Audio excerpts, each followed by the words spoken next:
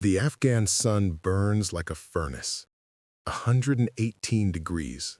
No shade, no wind, just heat that turns your breath into fire. Riley Matthews collapses to one knee in the dirt, vision blurring, lips cracked and bleeding.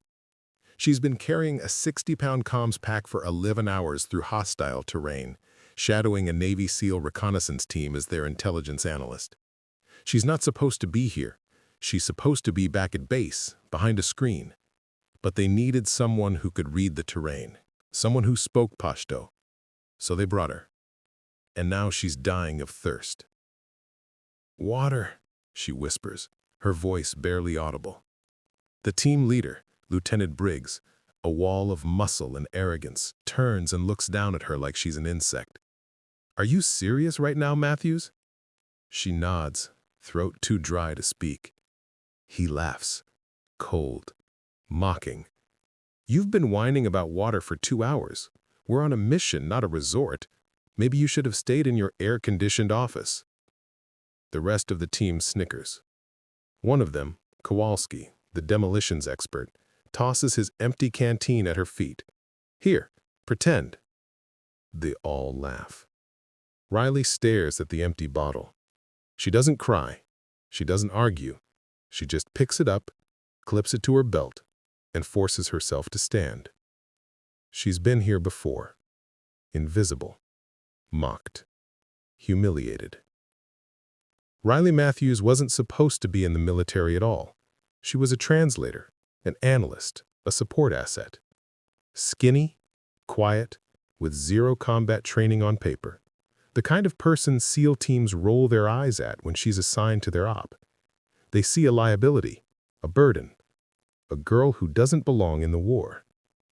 What they don't see is where she came from. Riley grew up in rural Montana, raised by a father who wasn't just a survivalist. He was a former Green Beret who'd gone off grid after 3 tours in Iraq broke him. From the time she could walk, he taught her things most soldiers never learn. How to read the land like a language. How to track enemy movement by the way birds scatter. How to survive on nothing, no food, no water, no hope, and still complete the objective. By age 12, she could navigate 20 miles of wilderness with no compass. By age 16, she could outlast grown men in endurance trials her father designed. But when he died, she buried it all. She joined the military as an analyst because it was safe, invisible. She didn't want to be seen. She didn't want to fight. She just wanted to survive. But survival has a way of pulling you back into the fire. For 2 years, Riley worked intelligence at Camp Leatherneck. She was good, brilliant even, but no one cared. She was the quiet girl in the corner, the one who handed reports to officers and never got a second glance. When she was assigned to Lieutenant Briggs's SEAL team for a high-risk recon mission, the humiliation started immediately. At the briefing, Briggs looked her up and down and said, "You sure you can handle a ruck march, sweetheart?" During training runs, Kowalski would jog beside her and say, "Don't worry, we'll carry you if you pass out." During mission prep, they made her carry the heaviest pack, not because she was strong, but because they wanted to see her fail. And she never said a word. She shouldered the weight. She kept pace. She did her job. But inside, the voice of her father echoed. "They'll underestimate you, Riley. Let them. And when the moment comes, show them what underestimated really means." The mission was supposed to be simple. Recon a Taliban supply route in the Kandahar Highlands. Gather intel, get out. But 3 hours into enemy territory, something felt wrong. Riley noticed it first. The goat trails they passed, too clean. No droppings, no tracks. The village ahead, too quiet. No children, no noise. And the birds had stopped singing. "Lieutenant," Riley said quietly, her voice steady now despite her thirst. "We need to stop." Briggs didn't even turn around. "Not now, Matthews." "Sir, the terrain." "I said not now." She stopped walking. The team continued ahead, boots crunching on gravel, completely unaware. Riley closed her eyes. She let her father's training flood back. Every lesson, every drill, every moment of hell he'd put her through. Read the land, trust your gut. Her eyes snapped open. "Contact left!" She screamed it, and half a second later, the hillside exploded.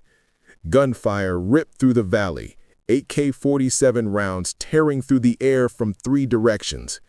The SEAL team hit the dirt, scrambling for cover as a perfectly laid ambush erupted around them.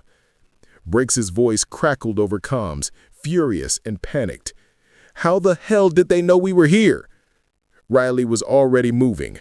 While the team returned fire, she sprinted to a rocky outcrop, her eyes scanning the ridges. She wasn't looking at the enemy. She was reading the kill zone. "Kowalski, 50 meters north-northwest, there's a dry wadi. It's dead space. They can't hit you there." "What?" "Trust me." Kowalski hesitated, then ran. He slid into the wadi just as an RPG screamed past where he'd been standing. Riley kept moving, her mind a tactical map. "Briggs, enemy spotter, 2 o'clock high, 200 meters. He's calling adjustments." Briggs swung his rifle, acquired the target, fired. The spotter dropped. The enemy fire faltered. Riley's voice cut through the chaos like a blade. "They're funneling us south. There's a secondary team waiting in the valley. We go north, through the ridgeline." "That's a cliff face. It's climbable. I've seen worse."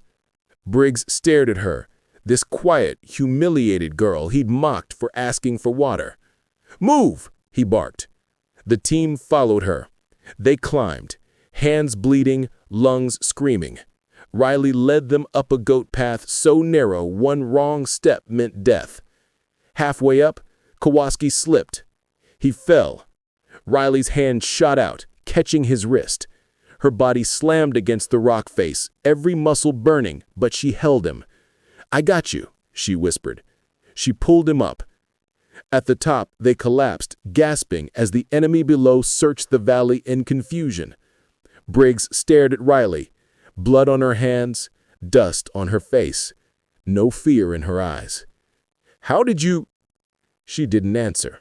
She just unscrewed her empty canteen, looked at it, and smiled faintly. "Guess I didn't need that water after all." Back at base, the after-action report was filed. 0 casualties, mission success.